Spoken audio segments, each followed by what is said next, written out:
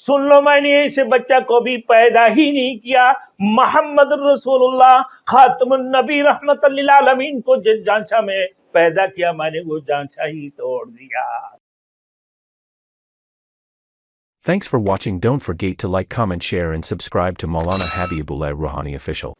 جب رسول مقبول صلی اللہ علیہ وسلم کو دیکھنے کے لیے آتے ہیں قریش مکہ، ابو لہب جب آتے ہیں کہا کہ اللہ اکبر، اتنا حسین بچے، اتنی خوبصورت بچہ میں نے کبھی نہیں دیکھا۔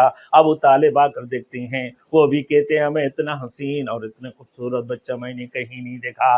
بھائی عبد المطلب بھی آتے ہیں کہ دیکھو بھائی یہ حسین اور اتنی خوبصورت بچہ ہے کہ میں نے اسے کبھی اس سے پہلے کبھی نہیں دیکھا، پاک پاکیزہ ختنہ کیے ہوئے اور پاک پاکیزہ ہیں، ماں کی پیٹ سے کوئی گندگی لے کر نہیں آئے اور نور لے کر آئے ہیں۔ میرے دوستوں، نور ہدایت لے کر آئے ہیں، چاروں طرف نور سے بھرے ہوئے ہیں۔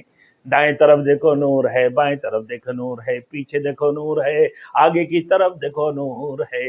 آگے اتنی حسین اور خوبصورت بچے میں نے کبھی نہیں دیکھا۔